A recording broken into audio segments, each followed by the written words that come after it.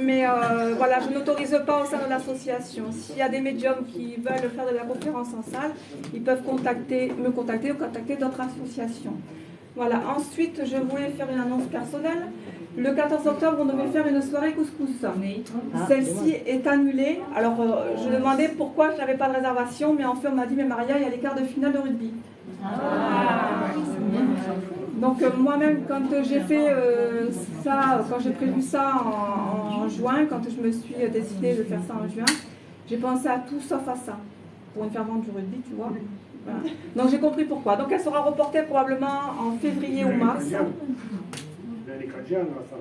Non, déjà, il y a assez de boulot comme ça. Donc en février ou mars, mais on tiendra au courant. Ensuite, le mois d'octobre, donc pas de conférence en salle. La prochaine conférence, c'est le 25 novembre avec Sabine Jacob. Et après, c'est tout ce que j'avais à dire, me semble-t-il. Non, à Noël on ne fait pas, sinon ça nous faisait tomber par rapport à un mois, ça nous faisait tomber à la période de Noël. Ah oui, non. Donc voilà, donc après on reprendra en janvier, comme toutes les années. Après voilà, si j'avais à vous dire, donc vous savez qu'on est une association, on ne fait pas de bénéfices, on essaye d'avoir de la trésorerie. Donc ce que je trouve dommage, c'est que vous voyez là, vous êtes 110 personnes. Et des fois, on a beaucoup de mal à faire un peu plus de 20 ou 30 personnes. Donc, je sais que c'est Chantal, je sais que Chantal est célèbre, mais il y a d'autres médiums aussi qui aimeraient bien... non, mais enfin bon, tu as ta réputation, hein, qui n'est pas à refaire. Ça fait plus de 40 ans que j'exerce aussi. Hein. 40 ans et le reste. Plus. Voilà. Presque 50. Donc, et oui, madame. Alors, il y en a nos habitués, peu importe le médium qui intervient, ils sont là tous les mois. S'ils ne sont pas là, c'est qu'ils ont une excuse personnelle, mais je n'ai pas besoin de justification. Mais donc voilà, donc ça serait bien que pour que l'association perdure, et bien que... Il faut venir nombreux en clair. Voilà, donc n'ayez pas peur d'en parler autour de vous. Hein, je sais qu'il y a des gens qui n'osent pas dire qu'ils assistent à la médiumnité en salle. Pourquoi? Ils ont honte, ils ont peur du jugement des autres. Donc voilà. Donc si vous voulez que pour 2024, on tienne notre programme jusqu'au bout, et ben, je vous invite vraiment à en parler, voilà, autour de vous. Et faites connaître notre page Facebook ou alors notre site internet. Et puis, si j'avais pas un truc à dire, on est tellement là-dedans. Donc l'année prochaine, donc, il y aura probablement, je dis bien sous réserve, parce que si on n'a pas de trésorerie, on ne pourra pas assurer les frais de déplacement de nos médiums. Parce qu'on paye les frais de déplacement, les frais de repas, on paye la nuit d'hôtel, c'est normal. Hein. Ils font ça, nos médiums interviennent bénévolement au sein de l'association. Mais notre devoir, c'est de remplacer, de payer leurs frais de déplacement, leur nuit d'hôtel et de repas, parce qu'ils dorment et ils mangent aussi. Donc voilà, vous aussi. Donc, mange bien ça. Et donc, toi, tu suces des glaçons, toi. Donc voilà, surtout qu'on a des médiums qui viennent de toute la France. Hein. Chantal vient du sud-est. Donc voilà, c'est pas à côté, c'est pas comme si on a un médium qui venait de Tarbes ou de Pau, où est-ce que ça fait moins loin. Donc voilà, si on n'est plus en mesure de pouvoir faire le remboursement des déplacements, plus la location de la salle, hein, parce que aussi on ne l'a pas gratuitement, on ne sera pas en mesure de perdurer dans le temps. C'est dommage.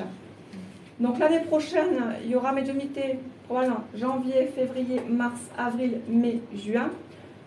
Juillet, août, vous savez qu'on n'en fait pas. Septembre, octobre, novembre et décembre. Oui, tous les mois. Donc tous les mois. Très bien. Et on envisage de faire, donc la salle est réservée, de faire la soirée de la médiumnité qui aura lieu fin juin. Donc on en aura une, je crois que c'est 8 juin, la journée, hein, comme on fait. Et comme juillet, août, on ne fait pas, on va essayer de compenser par une fin juin. Donc ça sera la soirée à médiumnité, comme on avait fait il y a 2 ans, la journée de la médiumnité, hein, où il y avait 3 médiums. Là, je ne sais pas encore comment on va organiser ça, mais pour essayer de compenser, je vous dis que ça sera sous réserve.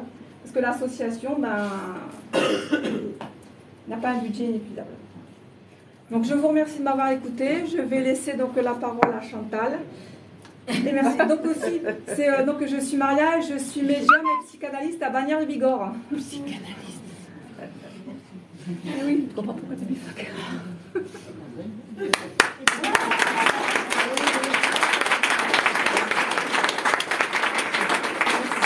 Merci Maria. Moi j'ai rien, Bon, je prends l'autre micro. Messieurs, dames, bonjour. Bonjour. Ah, c'est mieux. Bonjour, Tarbes. On dit les Tarbois. On dit les Tarbois et les Tarbais, c'est ça qu'on dit? Les Tarbais et les Tarbois. Non, les Ardois, c'est pour payer, c'est pas bon. Ah, mais non, c'est pas grave. Bon, est-ce que vous allez bien? Oui. Est-ce que vous allez vraiment bien? Oui. Vraiment bien? Non. Ouais, c'est pas terrible, hein, c'est bien ce que je disais. Hein. Alors, il y en a beaucoup qui doivent regarder les matchs en ce moment et tout ça. C'est le rugby, c'est ceci, c'est le foot, c'est pas le foot, c'est le rugby. Ouh là là, c'est pas très bien. Mais là, c'est le week-end. Est-ce que dans le fond, vous m'entendez bien? Oui. On vous entend pas, nous, dans le fond. Est-ce que vous allez bien? Oui. Voilà, c'est bien. Il faut les remuer un peu. C'est pas l'heure de la sieste, hein? Et après, au fond, je vous pose des questions après, hein, d'accord? Aujourd'hui, nous allons parler d'une conférence qui est très particulière, très particulière parce qu'elle traite le suicide et le suicide sans rapport à l'au-delà, d'accord? Alors, je vais vous demander d'éteindre vos portables, d'éviter de chuchoter, de bavarder, tout ça, et au hasard après peut-être que je vous poserai des questions. Ok.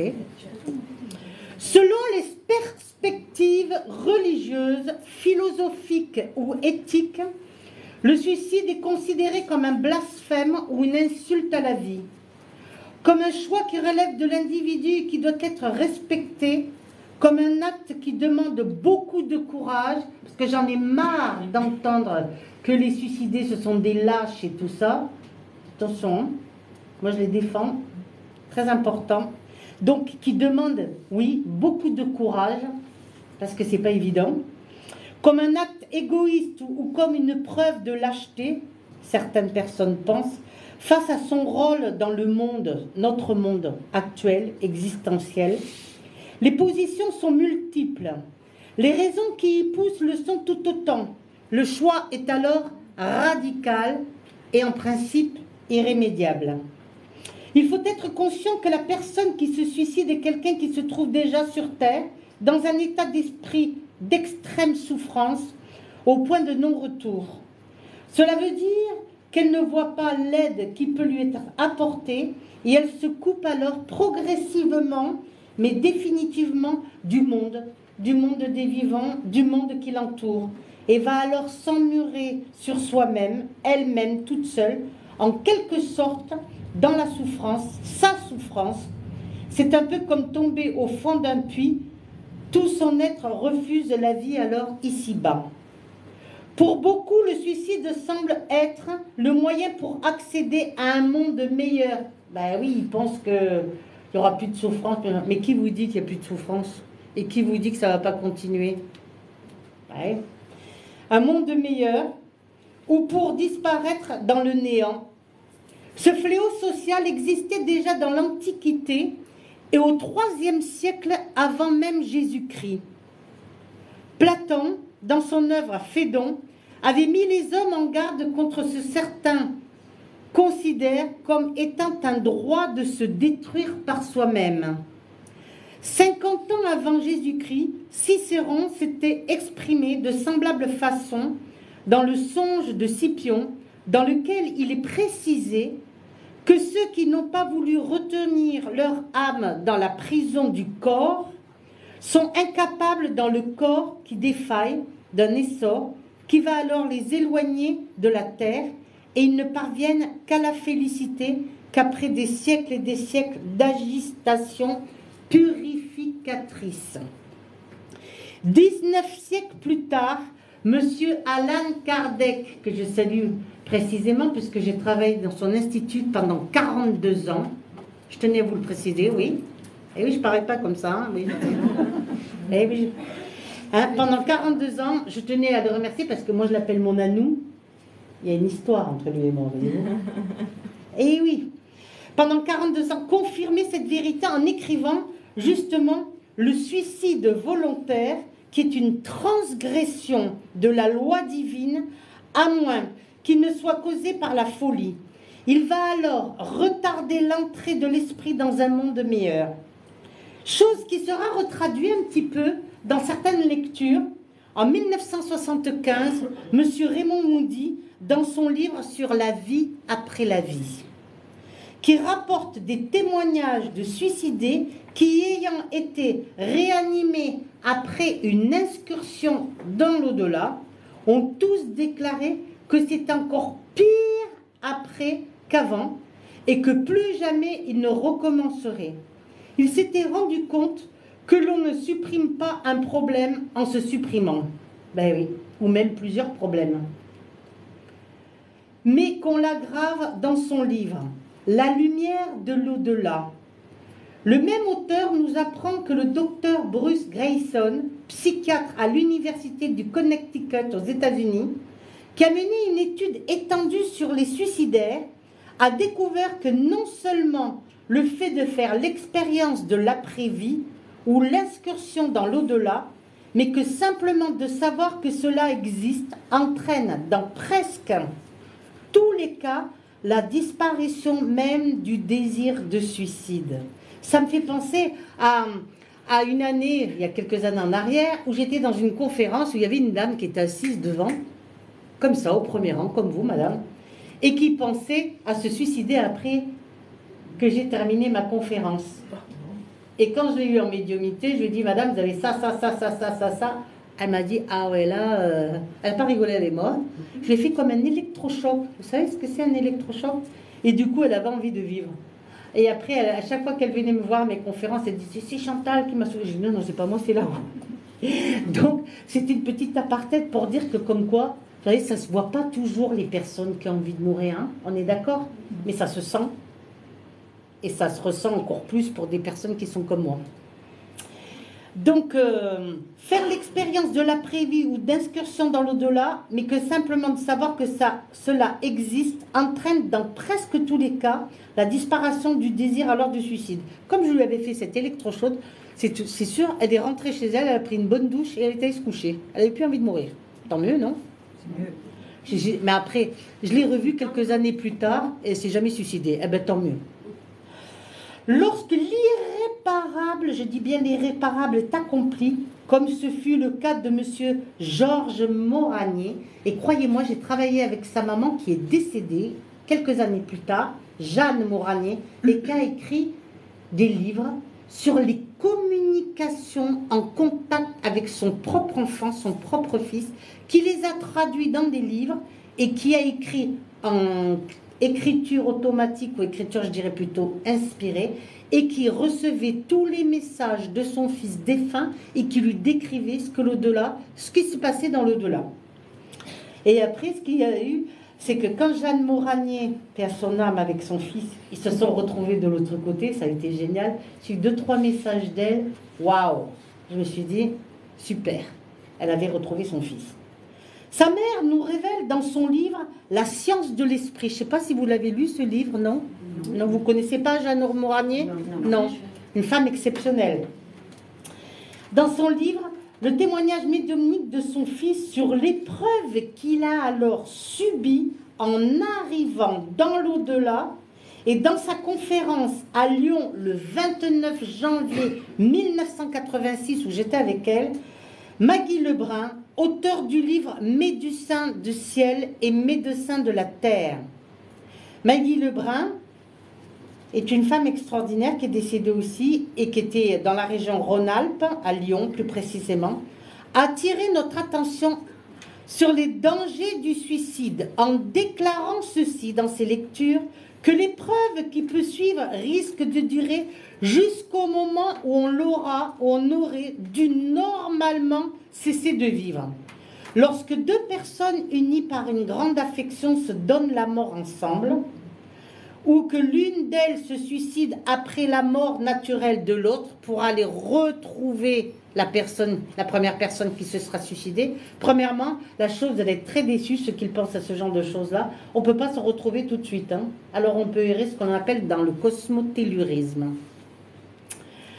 Afin de se retrouver dans l'au-delà, ils se séparent beaucoup plus longtemps. Et ça, il faut le savoir. Peut-être pour toujours, nous indique Jérôme Pietri dans son livre Réincarnation et survie de l'âme.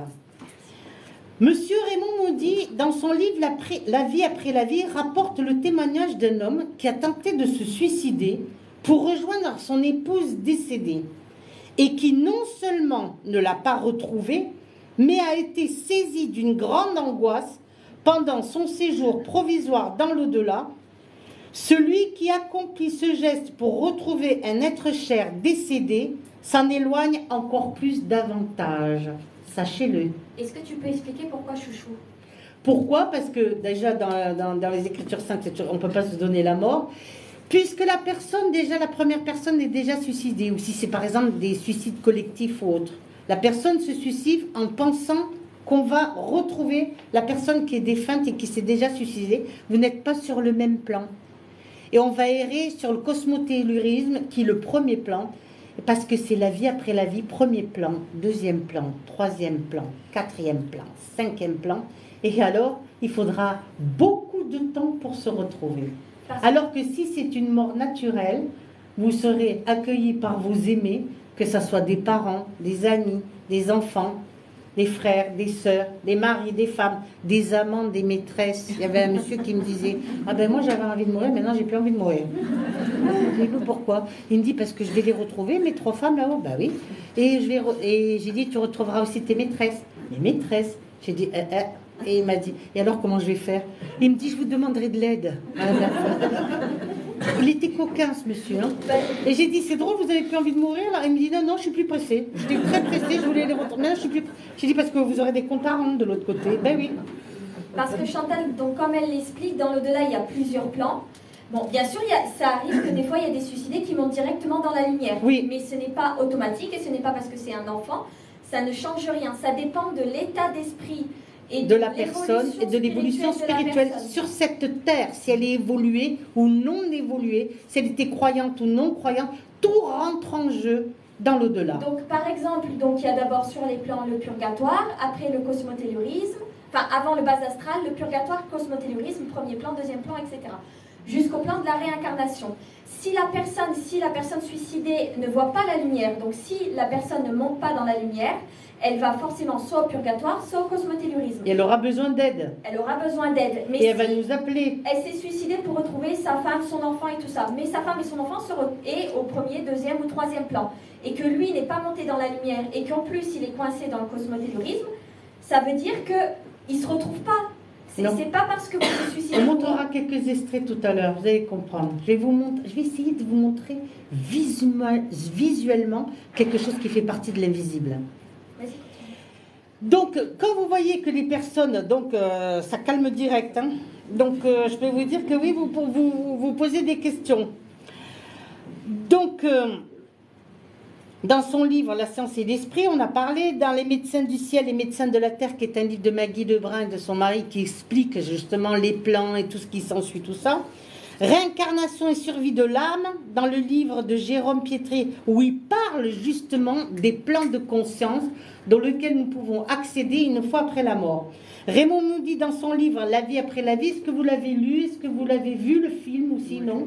Parce qu'il y a souvent des dames qui me disent non, Chantal, je préfère regarder des vidéos ou le lire, parce que le lire, des fois, je ne comprends pas tout le temps. Tout ça, si vous n'arrivez pas à comprendre, ça s'explique. Hein.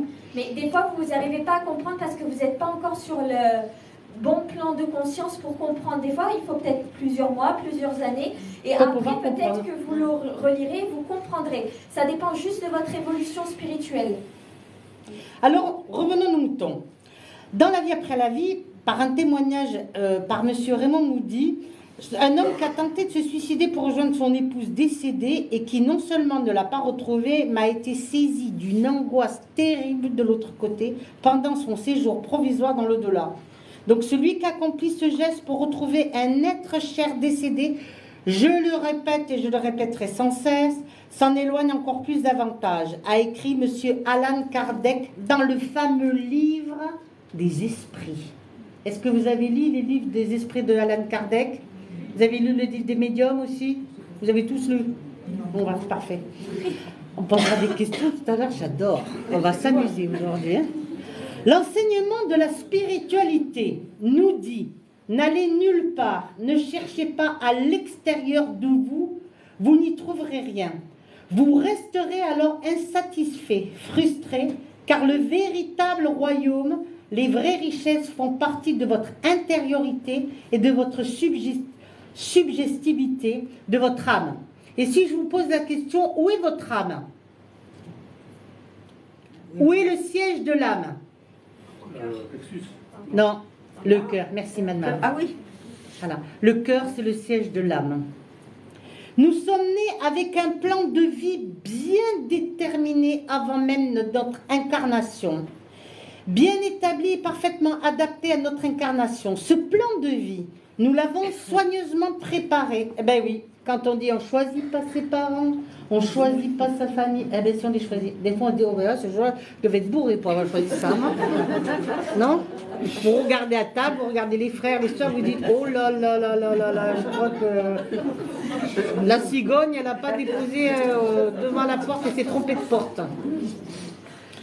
Donc, nous l'avons soigneusement préparé, correspond en tout point avec ce que nous avons à vivre, tant des beaux moments que les épreuves parfois qui seront alors difficiles, qui seront successives, mais c'est grâce à ces épreuves-là que nous sommes là aujourd'hui pour pouvoir avancer et évoluer spirituellement.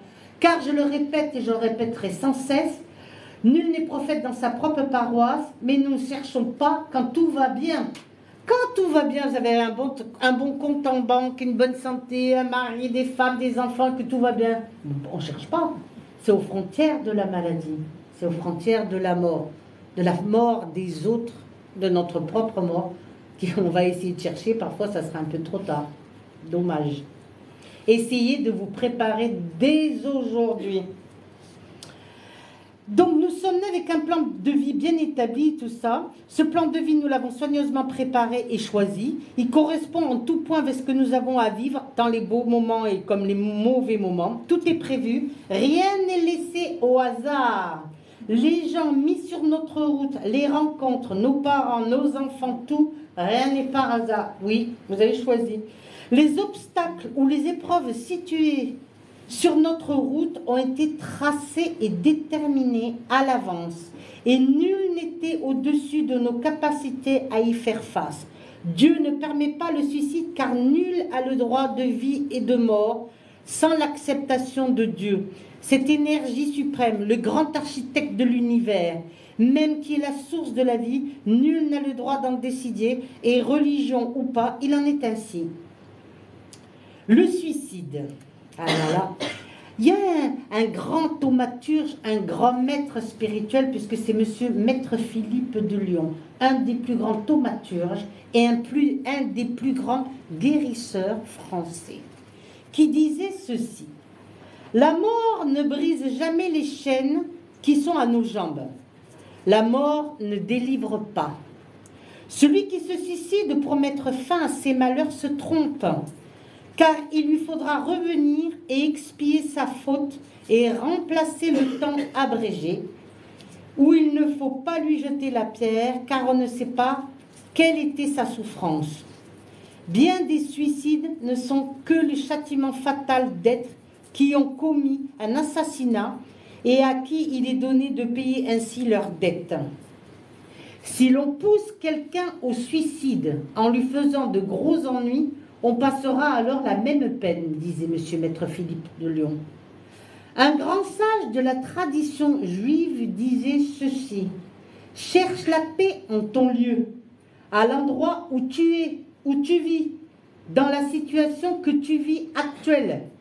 C'est là où je suis et que cela se passe pour moi.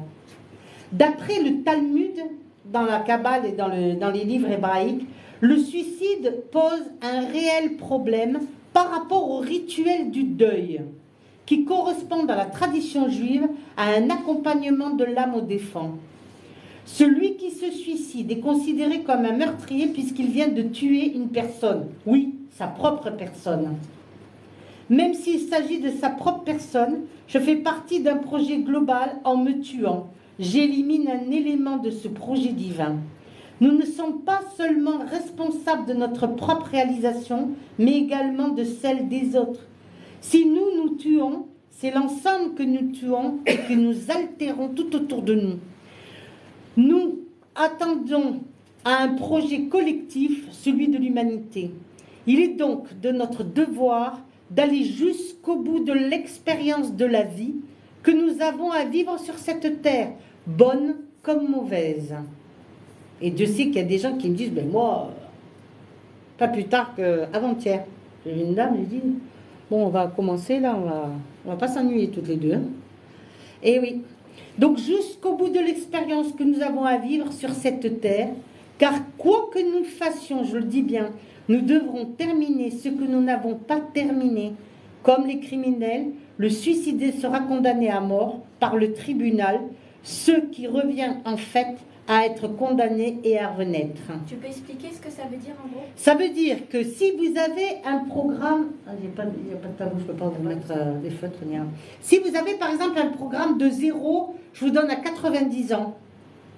Et par exemple, à 70 ans, vous vous suicidez. Normalement, le programme de vie, c'était 90, c'était pas 70. Vous allez vous réincarner, puisque vous êtes suicidé à 70 ans, et de 0 et à 20 ans, vous mourrez d'une mort... Non, 70 à 90, à 20 ans. Mais vous vivrez 20 ans sur cette terre et vous mourrez parce que vous n'aurez pas fait votre premier travail. Tout s'explique. Il y a une loi. Et cette loi, il ne faut pas la transférer dans l'au-delà. Alors, comme il l'explique le maître Philippe de Lyon, quand on se suicide, c'est une dette karmique. Donc, cela veut dire que cela fait partie du destin.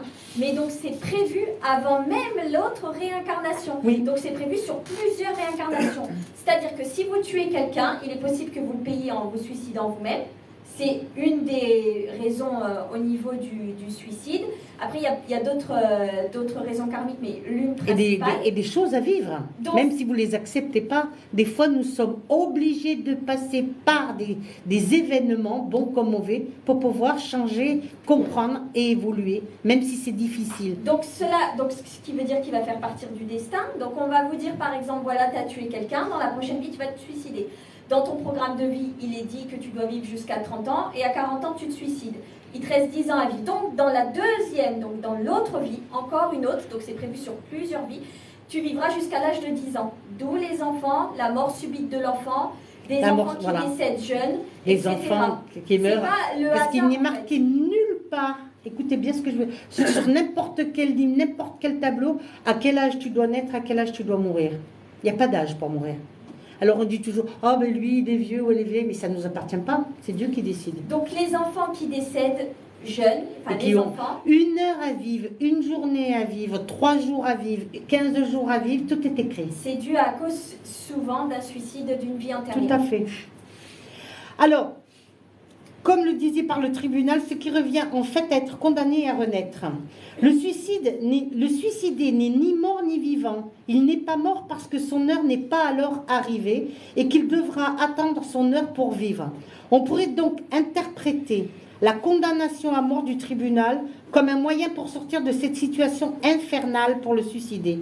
Car la réincarnation est le seul moyen de résoudre la problématique que l'être a à vivre. Condamnation ne signifie pas punition. Une loi divine qui punit n'a pas de sens. Il s'agit de trouver le remède pour réparer ce qui a été déformé, tordu par nos actes, et il s'agira davantage de réparation. C'est ce que l'on appelle dans la loi du Talmud Torah, le tikkun, qui est représenté dans le judaïsme que de punition. Un assassin se condamne à être tué dans une autre vie. Il s'agit là d'une loi que le bouddhisme appelle la loi karmique. Dans le karma, il y a 2 sortes de karma. Le karma évolutif, où j'évolue, et le karma rétributif, où je paye.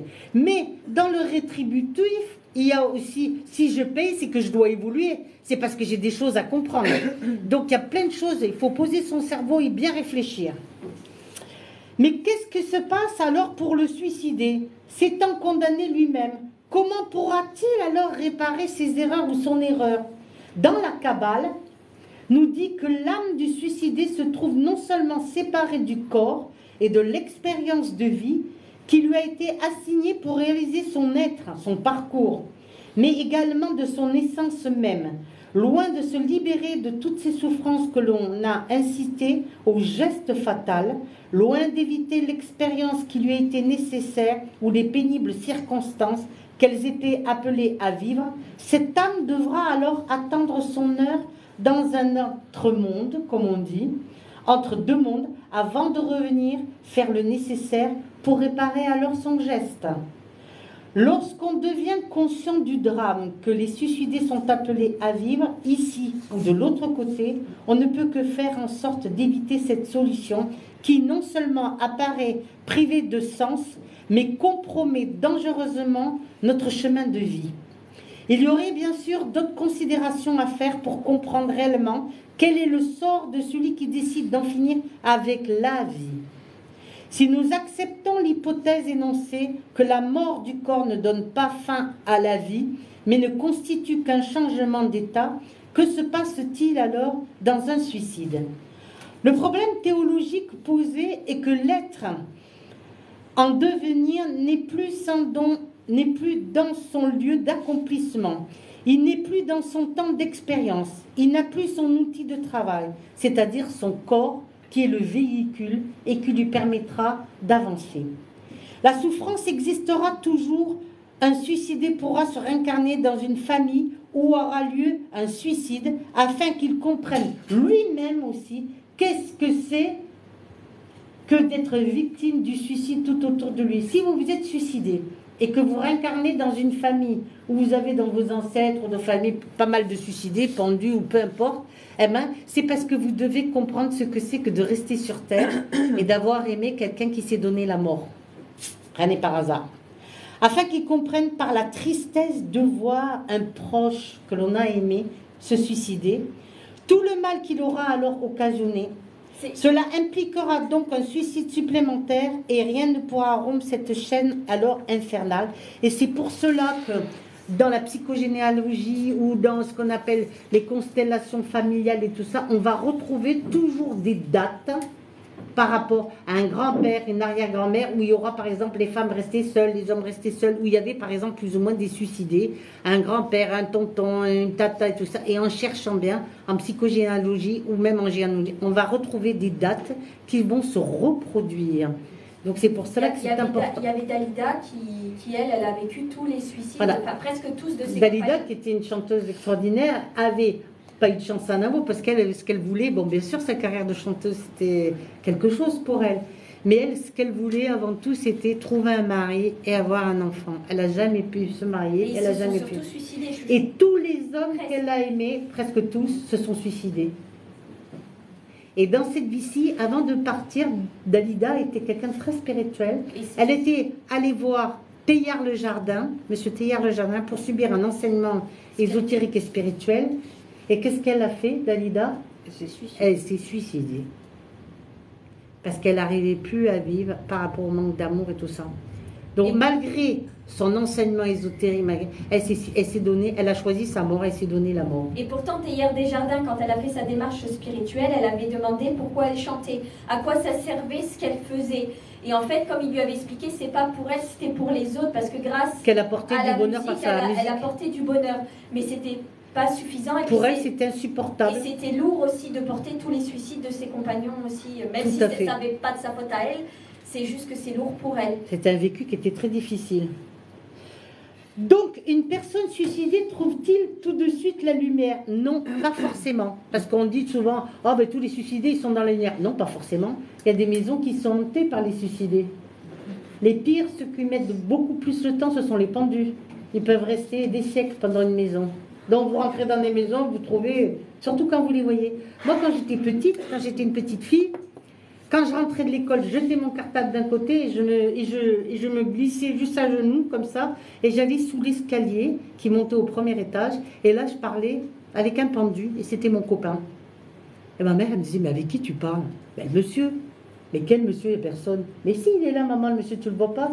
Mais arrête de dire, je prends pas une garde, va te coucher, arrête de raconter des conneries, hein, demain on verra bien. Et le lendemain, je revenais, je refaisais la même chose. Avec qui tu parles? Encore tu recommences? Ben avec le monsieur. Mais c'est pas possible. Et puis, mais encore une autre claque. C'est pas drôle, hein? Eh ouais. Et donc, comme Chantal, elle le dit, si la personne décédée n'est pas dans la lumière, donc elle va dans le cosmotelleurisme et revit sans cesse son suicide. C'est-à-dire que c'est pas de sa faute, parce qu'en fait, il n'a pas trouvé la lumière. Donc, s'il s'est pendu, il va se retrouver toujours pendu de l'autre côté. Et il n'aura pas conscience qu'il est mort, parce qu'il sera coincé entre les deux mondes et il va demander de l'aide. Et moi, j'étais petite, je ne comprenais pas, je pouvais l'aider, bien sûr, à faire le passage. Mais pour moi, c'était mon copain, donc on était amis tous les deux. Je n'avais pas vraiment envie qu'il me quitte. C'était un peu égoïste, non? Bah oui, mais c'était comme ça. Et donc, si le suicidé ne trouve pas la lumière, c'est aussi parce que peut-être il a de la colère. La colère empêche de trouver la lumière. Et il peut rester là pendant 100 ans, 200 ans, 40 ans, tout ça. D'ailleurs, à ce propos, j'avais un monsieur qui avait acheté une vieille bâtisse qui datait du XVIIe siècle. Et lui, qu'est-ce qu'il a fait? Il a tout cassé à l'intérieur, il voulait tout recommencer, réhabiliter la maison, faire une maison moderne. Et quand il a tout cassé, ben, il a réveillé un endroit où il y avait un pendu. Et là, toutes les nuits, après, il avait du bruit dans la maison. C'était ce qu'on appelle une maison qui était hantée, une maison habitée. Et lui qui croyait en rien, le pauvre. Après, il faut savoir, quand il y a une personne qui a été tuée ou suicidée dans une maison, ça garde la mémoire. Donc, les prochaines personnes, si la maison n'est pas nettoyée, ou les meubles, ou etc., de ce qui s'est passé, et que quelqu'un... vont être impactés. Vont être impactés. Donc, peut vous donner inconsciemment des envies de suicide, alors que vous n'en avez pas forcément envie. Voilà. Mais ce sont les vibrations de la maison ou de la psychométrie de l'endroit qui sera chargée. Qui vont vous pousser au suicide. Donc, c'est pour ça que c'est très, très compliqué. Que pouvons-nous faire pour les aider à monter? La première des choses, c'est la prière, allumer des bougies, mettre une photo, des fleurs coupées non empotées pour que le mort vienne, sente l'odeur de la fleur et la lumière pour pouvoir accéder dans la lumière. Leur allumer des bougies blanches de préférence, pas colorées. Lorsqu'une personne se suicide, retrouve-t-elle alors ses proches? Pas toujours, parce qu'elles ne sont pas sur le même plan. Et s'il n'y a pas des personnes sur Terre qui prient pour cette personne qui s'est suicidée, ben peut-être qu'ils ont du mal à monter, donc ils réclament des prières. Une personne qui se suicide devra-t-elle terminer ce qu'elle a interrompu? Oui. Par exemple, dans un film Au-delà de nos rêves, fin alternative, la femme s'est suicidée après avoir perdu ses 2 enfants et son mari qui s'est tué d'un accident de voiture. D'abord, elle ne trouve pas tout de suite la paix, puisqu'ayant perdu toute sa famille, c'est tout à fait normal. Et lorsque cela est acquis, elle va alors se réincarner sur cette terre, malade, et vivra le temps qui aura dû lui rester dans son ancienne vie, c'est-à-dire, s'il lui restait 10 ans, elle vivra alors 10 ans. Attention, tout le monde se réincarne, mais les personnes qui se suicident rajoutent une vie supplémentaire. Est-ce par rapport avec les enfants? Est-ce que ce rapport avec les enfants qui meurent, jeunes ou bébés? Oui, ils avaient un temps à finir. Et si vous aviez par exemple 1 jour à vivre ou 15 jours à vivre, cela peut s'expliquer. Est-ce qu'une personne qui se suicide a déjà tué quelqu'un dans une vie antérieure? Oui, c'est possible. Puisque tu as ôté la vie, tu t'ôteras la vie. Y a-t-il une différence entre les suicidés? Oui, laquelle? Les pendus, par exemple, quand on choisit sa mort, c'est pas par hasard, les pendus, ce sont ceux qui ont le plus de mal à monter et accéder dans la lumière, puisqu'ils auront pensé minimum auparavant, 15 ans auparavant, à la mort. Donc, ce qu'il faut savoir quand une personne, elle choisit sa mort par la pendaison, c'est qu'elle avait la mort dans l'âme depuis minimum 15 ans. Peut-être que vous avez rien vu autour de vous, mais c'était comme ça. Ça peut venir d'une vie antérieure. Ça peut venir des vies antérieures. Alors, il aura plus de mal à monter, ils peuvent habiter les lieux pendant des siècles, et ils sont chez eux, ils n'ont pas conscience qu'ils sont décédés, ils sont coincés entre 2 mondes, et s'il n'y a personne qui les réclame ou autre, eh bien, ils sont là, ils resteront là. Est-ce la même chose en ce qui concerne les suicides assistés? Non, ils montent plus facilement, mais cela reste un suicide. Les personnes suicidées pensent-ils à mourir des années auparavant? Là, parce que ça va venir en France, il faut bien prendre conscience que si vous faites un suicide assisté, ou comme en Suisse, ou comme en Belgique, je ne sais pas, l'exit. Au Luxembourg aussi. Voilà, ça sera quand même un suicide. Dans tous les cas, c'est que même si, j'ai bien compris que c'est à cause des douleurs, vous ne supportez pas... Ou la mort cérébrale ou autre. Voilà, non, la mort cérébrale, la personne est déjà morte. Oui, elle est déjà morte. Mais si la personne est encore vivante et qu'elle se suicide par suicide assisté, ça reste un suicide, et même si elle va plus facilement dans la lumière, elle devra quand même revenir ce qu'elle a interrompu, même qu'elle a 80 ans et qu'elle devait mourir à 91 ans, même si c'était que 1 an. Si n'importe quel suicide, ça rajoute de la vie, une réincarnation supplémentaire. Faut pas l'oublier, ça. Alors, les personnes qui se souhaitent se suicider, sont-ils déjà suicidées dans une vie antérieure? Oui, il y a des personnes, eh bien oui, que vous voyez en face de vous, moi que je me suis trouvée en face, qui s'étaient déjà suicidées dans plusieurs vies. J'ai rencontré une dame, une Antillaise, une Chavine, la pauvre. Elle en avait marre de sa vie. 14 tentatives de suicide. Et pas une ou deux, hein, 14. Un jour, je lui dis, non mais t'as pas compris que là-haut, ils veulent pas de toi? Oui, mais nanani, nanana. Et pour mourir d'une crise cardiaque dans son lit. Elle était infirmière en plus. 14 tentatives de suicide. Et puis elle savait ce qu'il fallait faire. Hein. Elle prenait des produits, elle s'était jetée. C'est toujours raté. Une autre dame qui était venue me voir, qui me dit, oh madame Lafrange, j'en peux plus de ma vie et tout. Je dis, mais qu'est-ce que vous avez fait vous? Alors elle voulait se suicider par amour. Ben oui. Comme elle avait été abandonnée, comme elle me dit, elle s'est jetée par la fenêtre.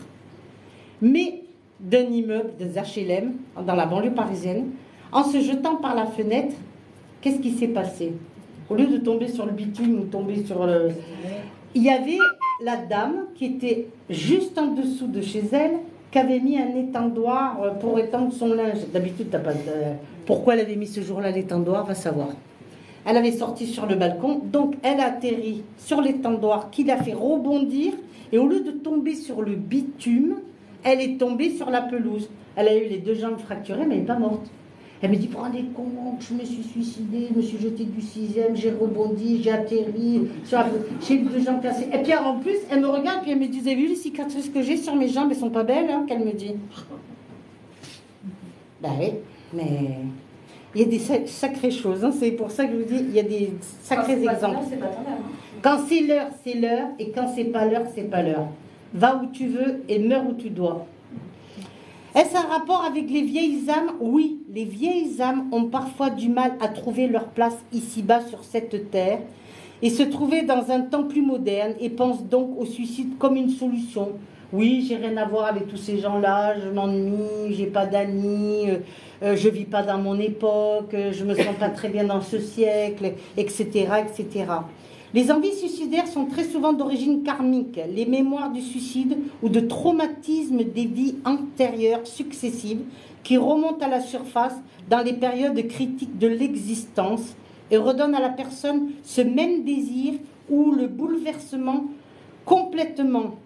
Parfois, ces karmas sont tellement lourds, assassinat ou suicide ou viol ou rejet ou abandon dans plusieurs vies antérieures, que c'est très difficile à se soigner. Mais en général, les dépressions conduisant au suicide sont soignables à condition que la personne participe avec volonté pour s'en sortir. On ne peut pas aider quelqu'un qui ne veut pas être aidé.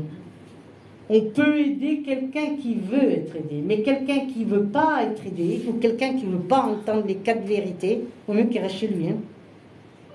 Ben oui. Où se retrouvent les suicidés qui ne sont pas dans la lumière, dans le purgatoire, qui veut dire purguer, ou le cosmotellurisme. Y a-t-il des suicidés qui montent tout de suite dans la lumière? Oui, c'est possible, et heureusement pour eux.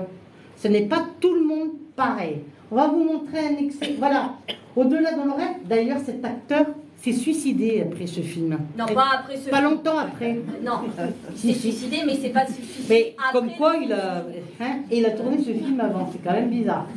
Alors, regardez. Là, voilà, c'est le monsieur qui, avec sa femme, qui adorait sa femme, qui avait 2 enfants. Les 2 enfants partent avec la nounou qui vient les chercher. Il se tue en voiture, les 2 enfants, le garçon et la fille décèdent. Lui, il est médecin, il prend sa voiture pour aller travailler, il passe sous un tunnel, il a un accident, il décède. Sa femme, ayant perdu son mari, ses 2 enfants, c'est intolérable, insupportable pour elle, elle n'a plus envie de vivre, donc elle se suicide et on explique dans l'au-delà qu'est-ce qui se passe. Donc oui, donc c'est le film Au-delà de nos rêves. Voilà, Au-delà de nos rêves. C'est un film très spirituel qui explique un peu comment ça se passe de l'autre côté. Et donc là, il y a 2 fins possibles. Moi, je vous ai mis la fin alternative qui se trouve que en anglais sous-titré japonais. Donc là, ils se sont retrouvés après moult péripéties dans l'au-delà ensemble. Et je vais vous traduire en même temps. Voilà.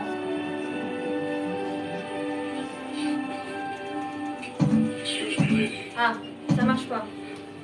Attends, le son. Comme par hasard. J'essaye. Pourtant, il est à fond. Pourquoi ça marche pas? Continue à parler, sinon je fais Ready for the surprise. Donc là, après, ils retrouvent leur chien aussi qui est décédé. Décidément, c'est toute une famille décédée. La Non, même... mais, pardon. On retrouve nos animaux de l'autre côté. Hein. Sachez que si vous avez perdu un chat, un chien, tout ça, oui, vous le retrouverez de l'autre côté. Et si vous en avez eu plusieurs, ben oui. Ça, c'est magnifique. Et alors, on montre. Attends, mais j'arrive pas à mettre le son, chouchou. J'essaye de le mettre. Attends. Hein. Ah oui, ben alors là, aujourd'hui, hein, toi... Parce que c'est ma faute, tout est ma faute. Alors, ce qui arrive, on montre dans l'au-delà, qui retrouve son guide, ou son ange gardien, et il lui montre exactement où il va aller, qu'est-ce qu'il va faire et tout ça. Et lui, quand il voit que sa femme se suicide, qu'est-ce qu'il veut faire? Il veut absolument aller la retrouver parce que elle se suicide. Lui, il est mort d'une mort accidentelle qui n'a rien à voir que pas une mort naturelle. Mais qu'est-ce qu'il veut faire? De l'autre côté, il veut retrouver sa femme. Comme il ne peut pas, il va aller alors dans le monde des suicidés pour essayer de retrouver sa femme et de la récupérer. Excuse me, lady. Et il la récupère, et là on la voit qui parle avec le guide. Voilà, là, lui c'est un guide de l'autre côté. Donc il lui dit, excusez-moi madame, Ready for that est-ce surprise. que vous êtes prêts pour la surprise? Là on parle de la réincarnation. Le chien. Elle retrouve son chien. That's not the surprise. Si c'est pas la surprise, c'est pas celle-là. Là elle se tourne, elle voit son fils et sa fille. Sa fille.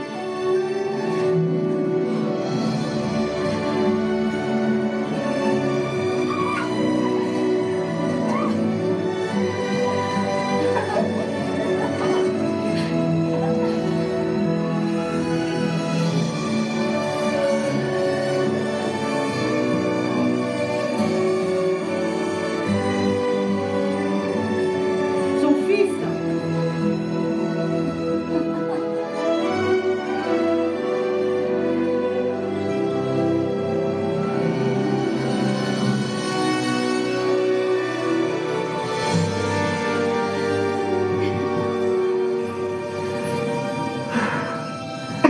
I never had a Christmas like this. Elle dit qu'elle a jamais eu un Noël comme ça. Hey, Annie, you're gonna let these kids get out of costume? Et il dit, tu vas voir les Yeah, enfants, ils vont yeah, pas Mom, te why faire des don't you see blagues. us how dance ours, huh?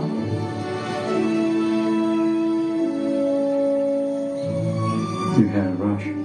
Take a chance.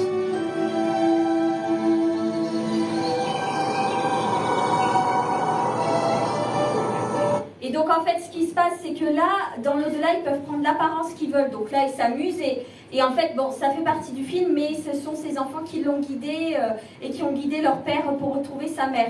Mais ils prennent l'apparence, alors lui il a pris l'apparence d'un homme que son père aimait beaucoup qui était un de ses professeurs et elle parce qu'une fois son père dans l'avion il lui a dit que les femmes asiatiques étaient très belles et donc elle a décidé dans l'au-delà de prendre l'apparence. Donc elle montre à sa mère que de l'autre côté On peut changer d'apparence. on peut changer d'apparence.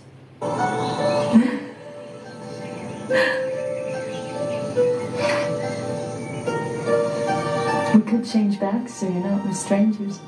Elle dit on peut changer, on peut se remettre comme avant si tu as peur que, enfin, Si ça te on ne dérange. sera pas des étrangers, si ça te dérange. Et elle lui dit, elle répond non, je vous reconnaîtrai de toute façon n'importe où et n'importe quand.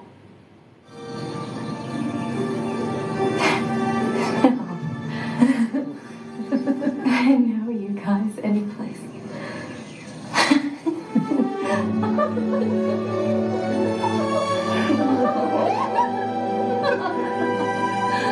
Oh, now I've got a girlfriend. Maintenant elle dit j'ai une And amie. she'll be waiting right here for you when you get back.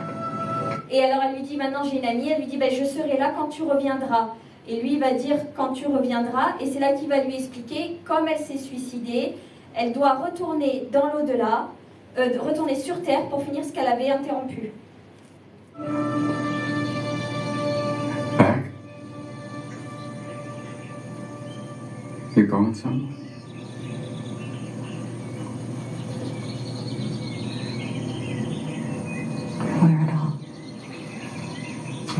rebirth, C'est à propos de la about réincarnation. mom choosing to go back. Elle doit repartir.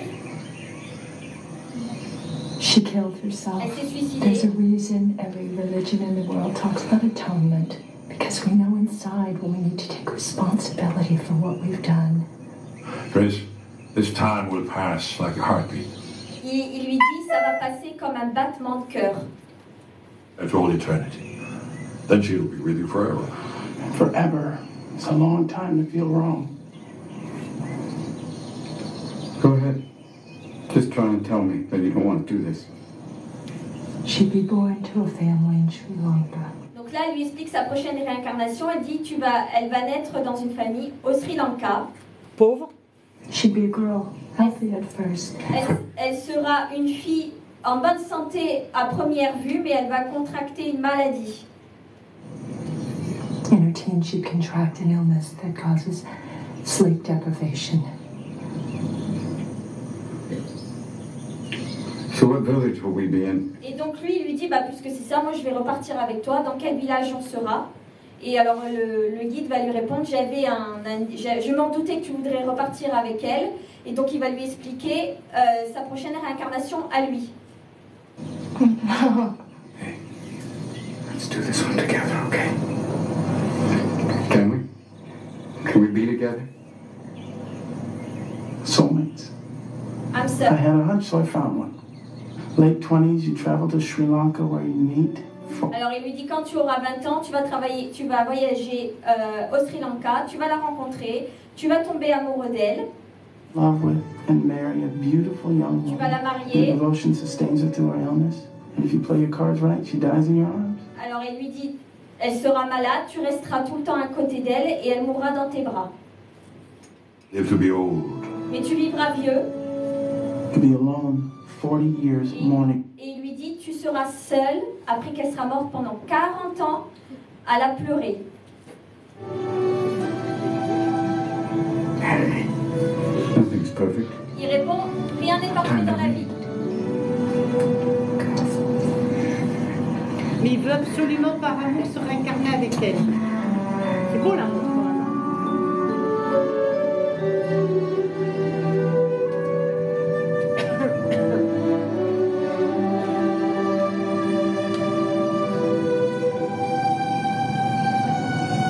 See you in a heartbeat.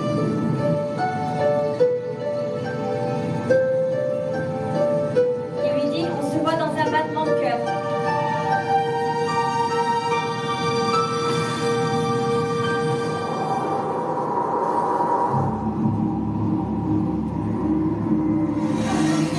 Alors ça, c'est lui né à Philadelphia aux États-Unis. Et là, c'est elle qui naît au Sri Lanka.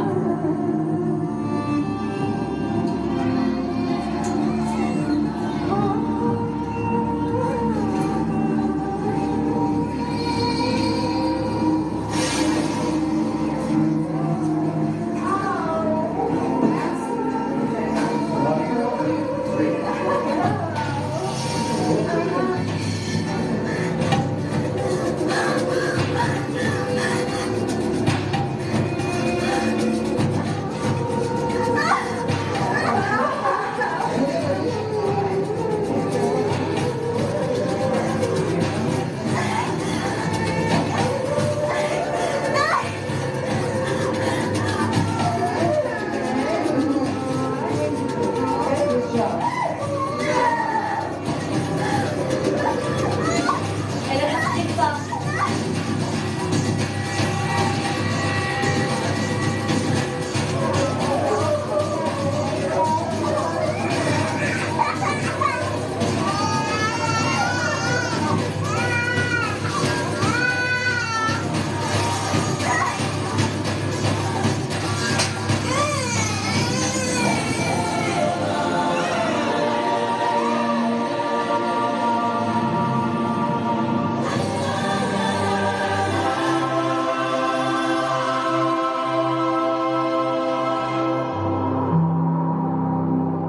Quelques années plus tard, ils se retrouvent tous les deux sur un petit bateau au bord de l'eau et il dit connaissance et tout ça et c'est magnifique, ils se retrouvent. Et comme cette sensation de déjà avoir connu, déjà d'avoir retrouvé sa moitié, son âme sœur. très important. Oui, il ne faudrait pas que le mouchoir. Pardon? Oui, il ne faudrait pas que le mouchoir. Ben oui. Alors, l'argent, le pouvoir, le prestige, rien n'est sûr. La famille, les amis, la vie elle-même, rien n'est sûr. Nous sommes environnés par l'insécurité. Et il y a une seule chose qui est sûre, et cette chose ne peut être trouvée nulle part à l'extérieur. Cette chose ne peut être trouvée qu'en notre centre le plus intime. Vous ne devez pas craindre la mort, mais vous n'avez aucun droit de vous la provoquer, car vous vous enlevez les épreuves qui peuvent vous permettre d'évoluer. Il y a certaines personnes qui pensent au suicide comme un appel au secours, et non comme vraiment l'envie de disparaître. Il y a ceux qui le disent et qui vont le faire, ceux qui le disent et qui ne le feront pas. Bon, bien regarder, observer les gens autour de vous. D'ailleurs, à ce propos, il y a un livre sur le suicide qui a été publié en 1897, une étude sociologique. C'est l'un des plus grands sociologues français. C'est le livre d'Émile Durkheim où il explique ce qu'on appelle les 4 types de suicide. Le suicide fataliste, où je ne vois que la mort, c'est vraiment, je suis poussé que par la mort. Le suicide égoïste, je me suicide, mais je ne pense pas à ceux qui restent autour de moi. Le suicide anomique, où je réfléchis pourquoi, comment, quand, tout ça. Et le suicide altruiste, où j'essaie de retrouver quelqu'un d'autre qui s'est suicidé de l'autre côté et pour essayer de se retrouver et parfaire une vie d'ensemble. Donc, toutes les personnes qui se suicident ont immensément besoin de vos prières et surtout de vos lumières, et que votre amour soit dirigé vers elles afin qu'elles puissent percevoir cette lumière s'ils ne la trouvent pas. Et dans vos prières, qu'il ne l'oubliez pas, la prière a pour but 3 choses: une demande, une glorification et un remerciement. Donc vous pouvez faire ce qu'on appelle réciter la prière des défunts. Je ne sais pas si vous la connaissez. Je vais la mettre. Combien de temps faut Quand une personne comme ça se suicide pendant minimum 40 jours, il faut l'accompagner avec des prières consécutifs, tous les jours, 40 jours. Et, oui. Et des fois, il faut recommencer parce que des fois, c'est très lourd. Et c'est pour cela que des fois, les personnes qui n'ont pas compris qu'ils étaient décédés de l'autre côté, qui sont coincés entre deux mondes, peuvent aussi faire ce qu'on appelle les fameuses maisons hantées, donner des bruits, faire tomber des choses, ou des effets même des fois poltergeist, des objets qui se déplacent et tout ça tout seul dans des maisons. Si on ne peut pas prier, qu'est-ce qu'on peut faire d'autre, chouchou? Faire des messes, par exemple, par des religieux, faire célébrer ce qu'on appelle des triduums, des messes consécutives pour vos défunts, à la date d'anniversaire du défunt et la date anniversaire du défunt. Et quand il vient de décéder. Voilà, et quand il vient de décéder. Mais pas qu'une fois par an par rapport au 2 novembre, qui n'est pas le 1er novembre, parce que, comme le dirait, le 1er novembre, c'est la Toussaint, c'est la fête de tous les saints, et le 2 novembre, c'est la fête des défunts, de tous vos défunts, et de tous les défunts du monde entier. Est-ce qu'il y a des questions? Tu peux mettre aussi la photo aussi, chouchou, tu l'as pas dit ça. Quelle photo de quoi? La photo avec les bougies blanches et tout ça. Oui, vous mettez par exemple personne qui s'est suicidée dans une photo simple, seule de préférence, une petite bougie à côté. Si vous n'avez pas des bougies religieuses, vous mettez une bougie, un chauffe-plat, et vous mettez toujours des fleurs coupées et non empotées, parce que les défunts, ils adorent ça. Ils vont sentir le parfum et votre lumière, plus accompagnée de la prière du défunt, ça sera exceptionnel. Oui, on peut faire ça, c'est déjà pas mal pour la personne. Est-ce qu'il y a des questions? Oui. Vous avez parlé de plans telluriques, cosmiques, tout ça. Oui. Est-ce qu'on peut savoir à quel plan les défunts gèrent? À quel plan organique? Ça dépend, oui. Oui, bien sûr qu'on peut savoir. Pour le voir. Et déjà, c'est les médiums qui savent, en principe, monsieur. Ben oui. Médium veut dire milieu, intermédiaire entre le ciel et la terre, monsieur. Ou alors dans les rêves aussi, ils peuvent le dire. Ou dans les rêves aussi, parce que les morts, ils viennent comment? Par les bruits, par les odeurs, par les déplacements d'objets, par les rêves, pour pas vous choquer, et ils nous font des signes. À vous d'observer tous les signes qu'on fait au quotidien de votre vie. Comment aussi, à quel plan? Comment on sait à quel plan? Ben souvent, si le mort il peut venir, il peut vous montrer où est-ce qu'il est, sur quel plan. Sur un plan de musique, sur un plan marial, un plan christique et tout ce qui s'ensuit. Il se montrera. Alors, il est évident qu'un défunt qui se présente de vous, c'est qu'il est dégagé dans la lumière. S'il est assis ou allongé, c'est qu'il est en plein transit et qu'il n'est pas encore, il a encore un cheminement à faire, il n'est pas encore arrivé là où il doit arriver. C'est pour cela qu'il faut accompagner de prières. D'autres questions? Moi j'ai juste une question, ça ne me concerne pas, c'est ma belle-sœur, elle a sa sœur qui s'est suicidée là en septembre, et elle avait son frère 10 ans avant qui s'était suicidé aussi. Oui, elle a donc deux frères, un frère et une sœur décédés suicidés. Ouais, jeune. De la même façon, le suicide? Oui, de la même. Ils se sont pendus? Oui. Voilà, c'est ça. Et alors, il faudrait qu'elle regarde pour voir si dans ses ancêtres, il y avait déjà des personnes qui se sont suicidées pendues. Elle le sait, ça, ou pas? Ah ben, il faudrait qu'elle regarde. Parce que souvent, quand il y a plusieurs suicides, comme ça, collectifs, ou des lieux aussi. C'est pas collectif, là, c'est... Ouais, bah si, parce que c'est dans la famille. Mais on faut remonter par rapport à, par exemple, à la généalogie, on remonte pour savoir comment sont morts les ancêtres et tout ça. Ça serait très intéressant. Où il y a aussi, parfois, dans certains villages et tout ça, je sais plus, j'avais une dame qui était venue, ben c'était dans un village où il n'y avait que des suicidés, pendus. C'est la mémoire des... C'est la mémoire de... Et puis il y avait sans arrêt des gens qui se suicidaient encore et tout ça. Et il y avait une espèce, un quartier où elle habitait, toutes les femmes étaient veuves. Toutes. Elle n'avait plus de mari. C'était la rue des veuves, c'est vrai. C'était la rue des veuves, j'aurais dû la baptiser. À chaque fois que Chantal, elle voyait un couple, elle disait, oh là là, le mari survivra pas là. Voilà. C'était bizarre, hein, c'était tout un quartier, incroyable.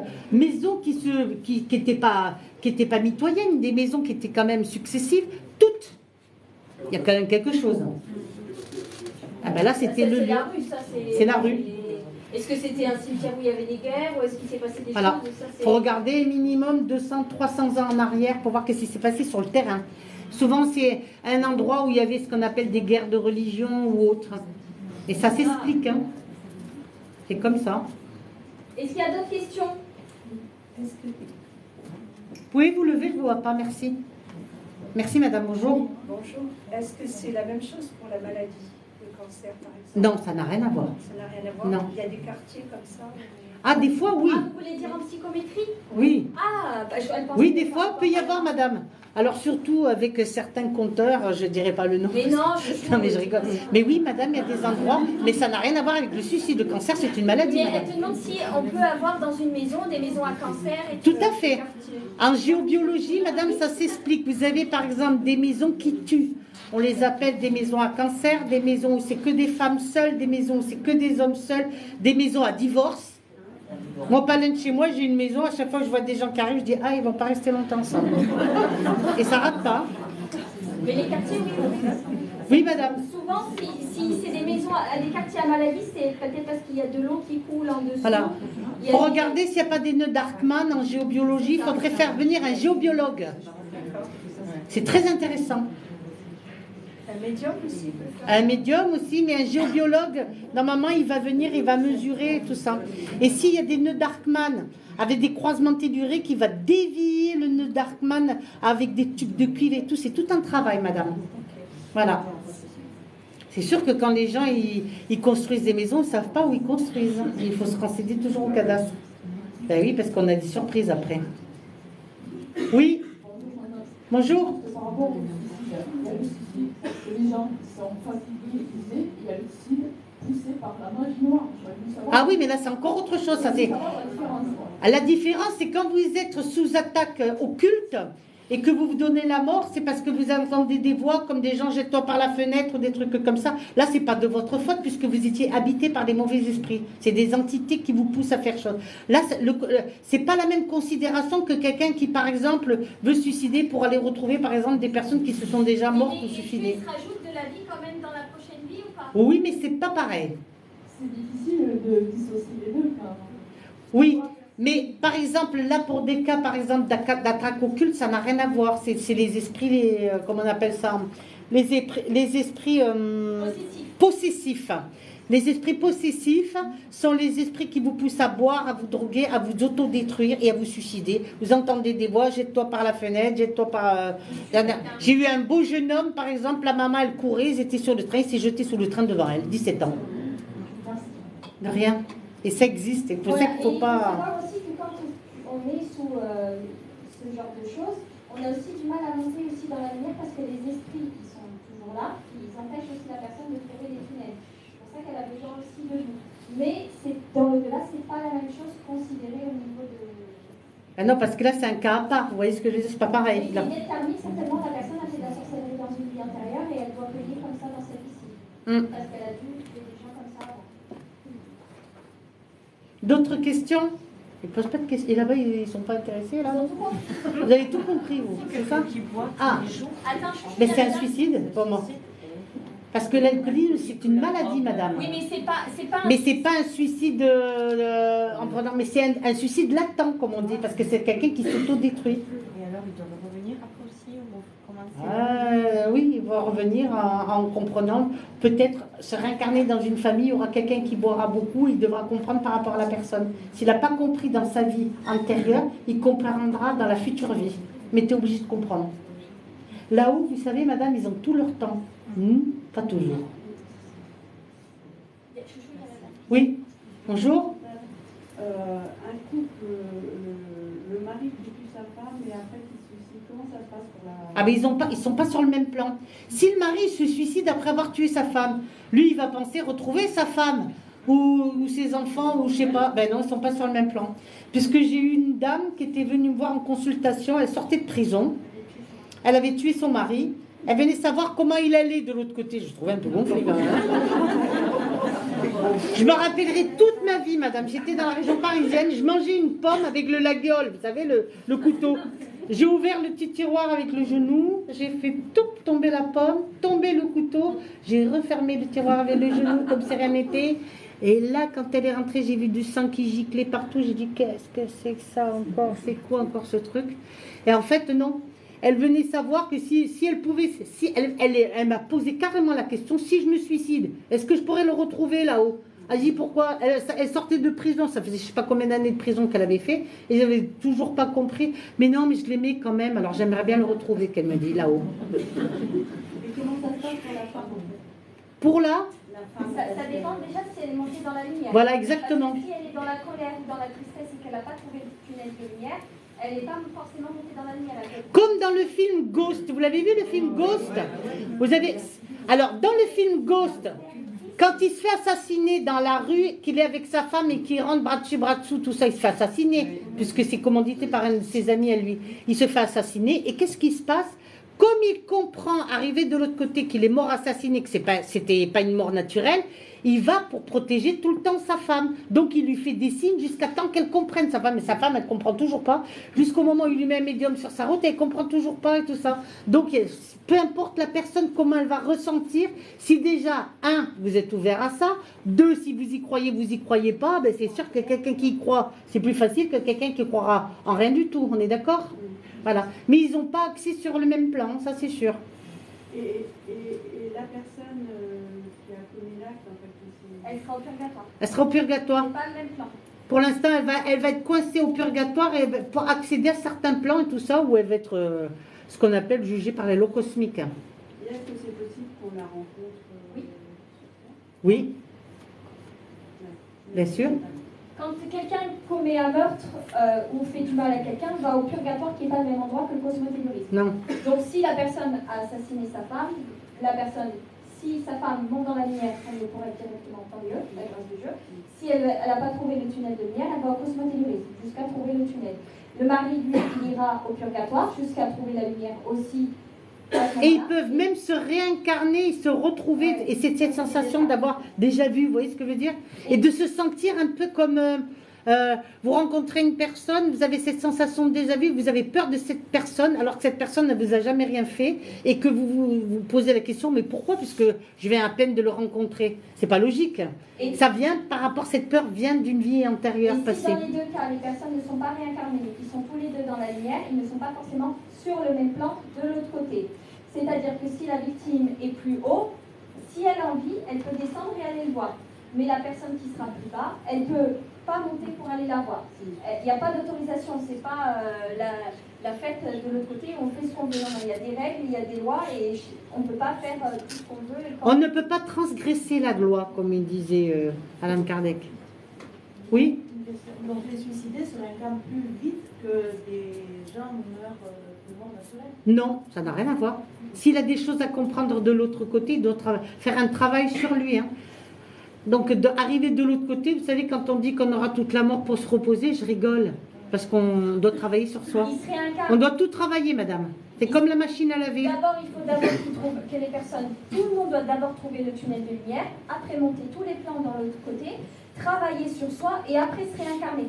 Et on se réincarne, les vieilles âmes peuvent se réincarner plus tôt, ils peuvent mettre 30 ans, mais dans ces cas-là, il existe aussi des cas dans les séries où on a vu sur Netflix, J'ai échappé à la mort, ou je ne sais plus quoi exactement, la série sur Netflix, où alors là j'ai moins bien compris, mais le père s'est réincarné dans un autre pays, l'enfant avait des souvenirs, et il a rencontré sa propre fille. Alors, est-ce qu'on peut se réincarner vite quand on rencontre les personnes qui sont dans notre famille? C'est possible.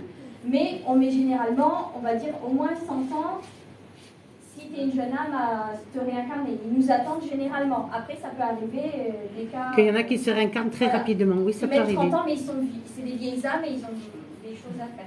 D'ailleurs, dans beaucoup d'incarnations, de réincarnations en Inde, ils racontent souvent ces enfants qui naissent avec un bras en moins et tout, qu'ils ont vécu la guerre. Et ils peuvent raconter où ils ont vécu dans les maisons, décrire leurs parents et tout ce qui s'ensuit. C'est très courant. Ici, nous sommes dans un pays occidental, donc c'est plus compliqué parce qu'il y a des croyances, il y a tout un enseignement et tout ça aussi qui est différent. Mais sur la série sur Netflix, il y a cette série où sont plusieurs épisodes, réincarnation, NDE, médium, etc. Tu sais plus comment elle s'appelle, chouchou? Non, je ne me rappelle plus. C'est J'ai réchappé à la mort, ou vous tapez un truc comme ça sur Netflix et il y a la série sur plusieurs épisodes. Comme ça pourra vous expliquer sur la réincarnation, etc. D'autres questions? Ah là, devant. Ça n'a pas trop à voir avec le suicide en général. C'est est-ce que si on rencontre quelqu'un avec qui on a un lien d'âme, mais on se rencontre en n'étant pas du tout... Si on rencontre quelqu'un avec qui on a un lien d'âme et en fait on rencontre la personne, on n'est pas du tout éveillé spirituellement ni l'un ni l'autre, et on a un qui s'éveille spirituellement, est-ce que l'autre s'éveille spirituellement au moment donné? Non. Pas forcément. Non. Si la personne n'accepte pas de vouloir évoluer en même temps que l'autre personne, non, madame. C'est compliqué. Ça peut être et une vieille âme sera toujours attirée par une vieille âme, mais une vieille âme, par exemple, avec une jeune âme, ils n'ont rien à se dire. Mais ils peuvent être ensemble. Ils peuvent être ensemble, mais s'ennuyer très très rapidement. Vous faites le tour très vite parce que un il va parler de voiture, de maison, de machin, puis l'autre il va parler de ça n'a rien à voir. Donc ils ne seront pas sur la même longueur d'onde. C'est délicat, hein, très délicat. Combien de plans? Plusieurs plans, 7. On peut arriver jusqu'au 9e. Le 9e, c'est vraiment... Alors, quand on arrive à 9e, c'est... Pas le paradis, mais on arrive... C'est souvent les 5 qui arrivent dans ces plans-là. On a tout travaillé, on ne doit plus se réincarner. Est-ce que tu as envie de travailler toute ta vie, toute ta mort, je devrais dire? Si c'est pour arriver pour faire du bien, pourquoi pas? Bah oui. Bonjour. C'est par rapport aux enfants qui meurent jeunes, donc pour régler les années qu'ils n'avaient pas finies avant. Tout à fait. Qu'en est-il du coup des enfants morts-nés ou des... Bah c'est ça, ils avaient peut-être... Les avortements? Non, les fausses couches. Bah c'est pareil. Donc, tout à fait, madame. Donc, une fausse couche, pour moi, c'est une... Oui, c'est par rapport à la conception. Une fausse couche, pour moi, c'est une âme. Pour vous, peut-être pas, mais pour moi, c'en est une. Si, c'est ce qu'elle te demande, mais elle te demande, Ouais. est-ce que c'est pareil? Est-ce que c'était un temps qu'elle avait à finir? Tout à fait. Non. Oui, mais il était dans votre Mais ventre. comme il est dans le ventre, donc ça compte aussi. Alors ça, c'est parce qu'ils n'ont pas envie de venir sur cette terre. Et il y en a d'autres aussi qui ne veulent pas venir. Et ce qu'on appelle des réincarnations forcées de l'astral. Et qui vont se réincarner quand même en disant, oh là là, qu'est-ce qui m'attend sur cette terre ça...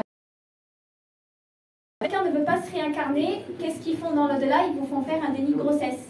Comme ça, c'est impossible que vous avortez et vous êtes obligé d'avoir le bébé et lui, il est obligé de venir. C'est ce qu'on appelle les réincarnations Dans ce forcées de qu'elle l'astral. dit, quand vous faites une fausse couche,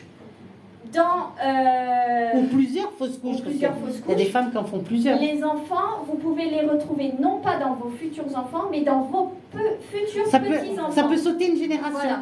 Et par exemple, vous avez un petit garçon ou une petite fille qui est peut-être le fils ou la fille que vous n'avez pas eu, qui se réincarne, c'est ce qu'on appelle les familles d'âmes, dans votre même famille, pas au travers de vous, mais au travers de votre fille, etc. Parce qu'il faut quand même du temps pour se réincarner. Il ne peut pas décéder, revenir tout de suite, c'est impossible. C'est très compliqué. Voilà, dans l'au-delà.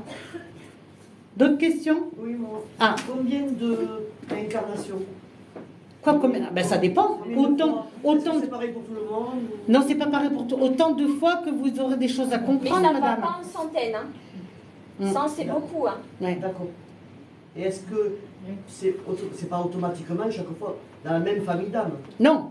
pas forcément. Déjà, on se reconnaît. Quand c'est la même famille d'âme, on a vraiment, au niveau des frères, des sœurs, du père, la mère, c'est-à-dire que vous pouvez être la mère de votre père, comme la mère de votre mère. Ou la femme de votre fils. Ou la femme de votre fils, et vous réincarnez, et vous dire, mais c'est drôle, lui, pourquoi je suis autant liée avec lui ou liée avec elle, alors qu'avec les autres, c'est pas pareil. Rien n'est par hasard, madame. Ah, explique l'histoire des jumeaux avec c'était sa femme et son mari. De quoi, les jumeaux? Les jumeaux que tu as reçus à Lyon. Ah oui, une fois j'ai reçu une dame qui était... Une fois j'ai reçu une dame, madame, écoutez bien l'histoire. J'ai reçu une dame qui était banquière, très bien, très guindée et tout ça, elle travaille à la banque, pas du tout spirituelle. Mais là, elle arrive, elle me dit, moi j'en peux plus. Hein. Alors moi je la regarde, je dis, pardon, oui, prenez pas. Elle me dit, je suis avec ma petite fille. Ben, je vais prendre la petite fille, on va pas... Elle est où? Eh ben, elle me dit, elle est là, ben, prenez-la, votre petite fille. Elle prend sa petite fille avec elle, 4 ans, écoutez-moi bien. La petite fille s'assoit face à moi. Normalement, je ne reçois pas les enfants, je ne reçois que des couples, moi. La dame en face de moi, la petite fille assise à côté. Moi, qu'est-ce que je fais? Je me lève, je prends des crayons de couleur, des feuilles et tout ça, puis je lui mets les feuilles, je lui mets les crayons de couleur, puis je dis, ça c'est pour toi, ma chérie, dessine ce que tu veux, occupe-toi. La mère, elle me dit, ben voilà, moi, ma fille, elle me dit des choses, je comprends rien du tout qu'elle me dit. Je suis complètement dépassée et tout ça. Et moi, je regarde la petite fille, et puis je lui dis, je m'approche comme ça, et puis je lui dis, tu les vois? Elle répond pas. Elle me fixe, elle me regarde, elle me fixe, elle dit rien. Et tout d'un coup, la mère, elle commence à regarder à droite, à gauche, et la petite fille, elle me fait comme ça. Trop belle, elle était, cette gamine. Bouclée, les cheveux longs, elle fait comme ça. Alors moi, je m'approche, comme ça, je m'approche encore plus, encore, je m'approche. Elle me dit, je les vois, tu dis rien à personne.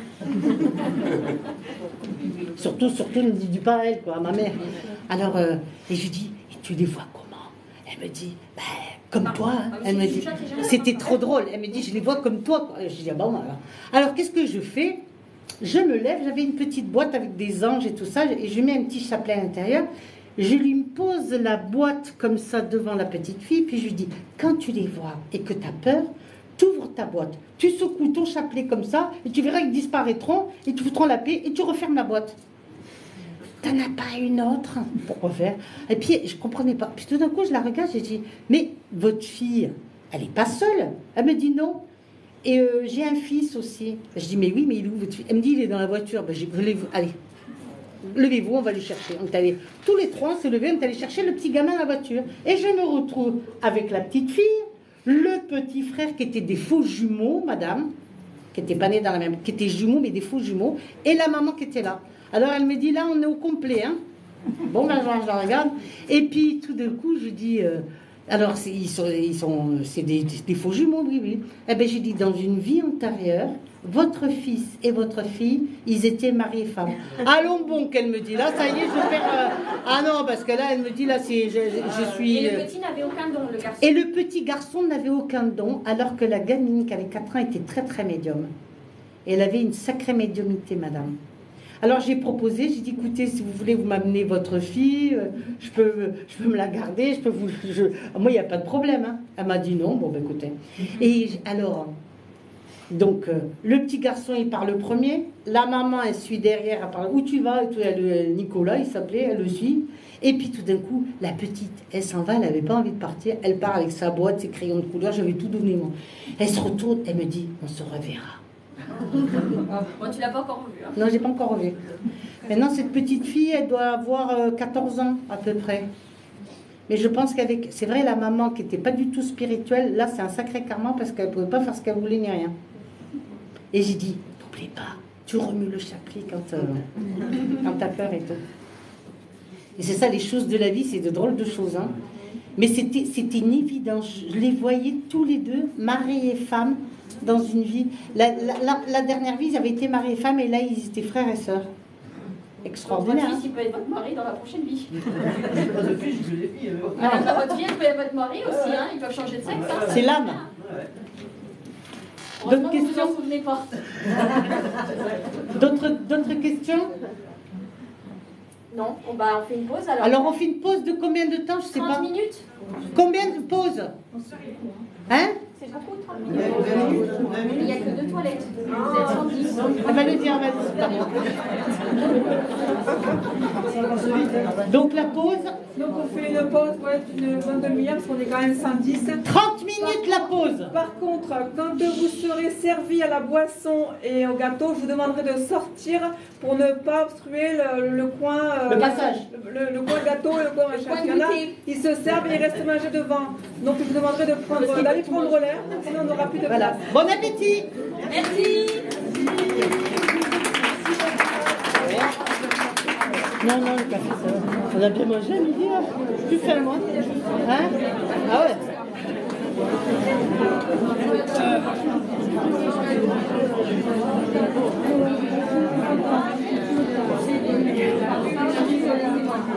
Tu le ranges où, ça? Je vais m'en occuper, je vais tout ranger. Je sens une chaleur avec le double vitrage derrière, c'est un truc de fou. Et après, tu voulais mettre une doudoune, hein? Il fait froid, hein?